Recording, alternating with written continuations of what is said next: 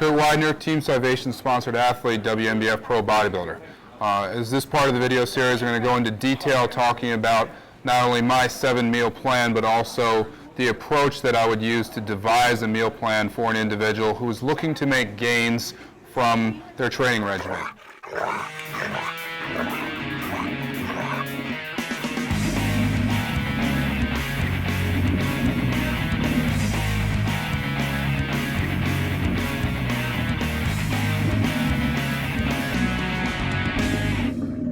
I want to drive home the point that if you're interested in making progress as a bodybuilder or anybody who's looking to improve their fitness as a whole, nutrition is fundamental. All the training is if it acts as a catalyst. But without providing the proper anabolic environment, the nutrients from food, you're really going to be wasting the time you spend in the gym. The two complement each other. One is as important as the other. You cannot go without one. So nutrition is key.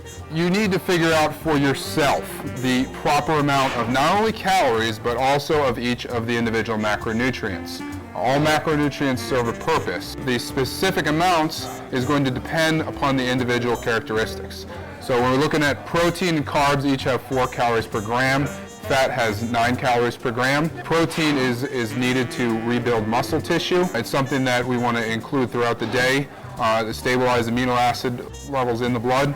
And then carbohydrates and fat act as our energy sources. There are 2 different types of energy sources that supplement for the different energy pathways. Fat is more of a slower burning source of energy, whereas carbohydrates, with variance depending on the type of carbohydrate, are going to be your faster acting energy source that are more responsible for use of glycolytic energy pathway. So moving forward, how do I go about devising a meal plan for either myself or for a client? You want to start with a few pieces of information. The first of which, when does your day start? And if you want to grow, you shouldn't be sleeping in. You need to be getting up, getting your body rolling, getting the blood flowing, getting your metabolism woken up. So the earlier, the better.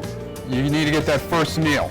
You look at the first meal and then you figure out when is your workout time going to be. So with me, I'm getting up at 4:30 in the morning. My first meal is going to be at 5 a.m. And then my pre-workout meal is going to be 90 minutes prior to my workout. My workout's 3 or 3:30. You figure out what those 2 times are. I like to have my meals spread out by about 2.5 to 3 hours. I find that allows for adequate digestion. I'm ready to eat my next meal. Closer together, you're looking at lost appetite. Farther away, you can end up getting a little too hungry. So I like to do about 3 hours in between. So at that point, you need to figure out, spacing-wise, how many meals do I need in between. The 3 most important meals that I want to identify is that meal 1, the pre-workout meal, and then the post-workout shake. And then we're going to fill in with the rest of those. So first meal in the morning should have a balance of all 3 macronutrients. Protein, carbohydrates, which I like to do a mix of both simple carbohydrates from fruit, complex carbohydrates from oats, and then some type of fat source. Pre-workout, again, you want to supply some protein to put the aminos in the bloodstream, also some complex carbohydrates to provide energy, glycogen in the muscles, and then more of a scant amount of fat just to blunt the insulin response and give a secondary source of energy prior to the workout. I don't like to include too much fat in the pre-workout just because if you slow down digestion too much, you risk the chance of still having food digesting in your stomach while you're trying to work out, and you might actually see it again, which is not necessarily optimal. Post-workout, we want to get nutrients in the body quickly to recover. So again, we want to provide a fast-acting source of amino acids. I like to use whey protein, has the highest biological value rating. It assimilates and digests very fast compared to other foods. And then combine it with some type of carbohydrate to replenish glycogen stores. I like to just use oats. So that's 3 out of the 7 meals, and where you put those is going to depend on what time of day you work out. How many other meals you're going to space in there is going to depend on a number of factors, okay? Whether you have a slower or a faster metabolism. The faster your metabolism is, the more activity that you have throughout the day, the more overall calories that your body is going to require.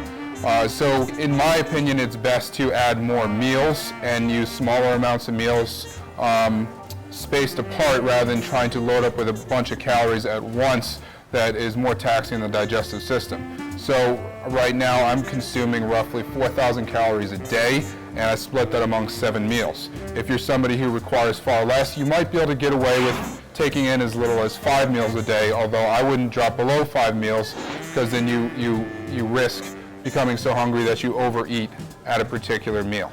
So let's take a minute to walk through my particular meal plan. My first meal of the day, which I said is 5 a.m., is a combination of egg whites, oats, blueberries, and coconut oil. I pre-cook multiple muffins ahead of time, so I just heat them up in the microwave. Next meal is going to be around 8:30 in the morning. I'm getting my protein source for this particular meal is chicken breast. I'm adding 4 ounces. I'm using 6 ounces of chicken breast as my protein source, getting roughly 50 grams of protein there. Taking in 4 ounces of broccoli, which is providing both insoluble and soluble fiber, multiple other nutrients, micronutrients. And then my fat source for this meal, I'm adding hummus, and I'm adding also oats and sweet potatoes as my complex carbohydrates, in addition to fiber, potassium, and other nutrients. There's a lot of flexibility within this, so for instance, I don't always necessarily use hummus as my fat source. I, in some cases, may use almonds for that. I've also even, with my chicken and broccoli, just drizzled natural peanut butter over as my fat source. So you don't have to really use the exact same sources, but you have to recognize a variety of certain select sources that you could use, and then you can come up with your own options. Meal 3, coming again about 3 hours later, 11:30.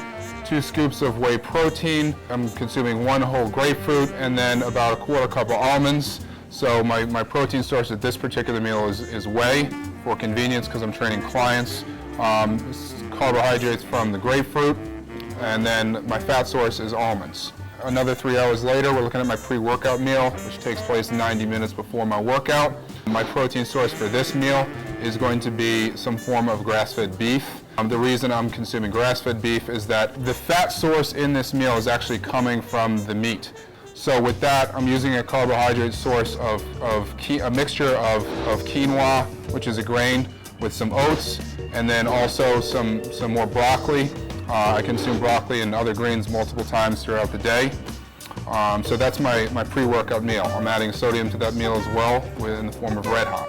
After my workout, I'm consuming whey protein with oats, which I already discussed.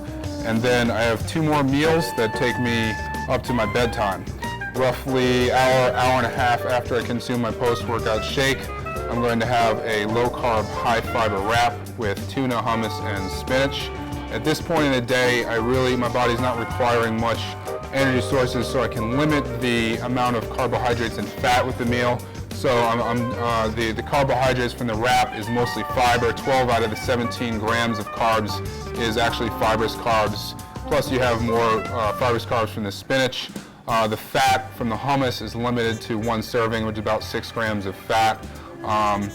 And then I have 1 more meal following that, which is going to be about 2.5 hours later, roughly 9:30 at night, where I'm doing a combination of whole eggs with egg whites and spinach. Again, providing roughly 50 grams of protein, around 13 to 14 grams of fat from eggs that are from grass-fed chickens, so that again I'm getting a high concentration of omega-3s as a percentage of my total dietary fat intake, and then adding also greens to get more nutrients, phytochemicals, etc. So that concludes my 7-meal plan and how I go about putting it together. Good morning.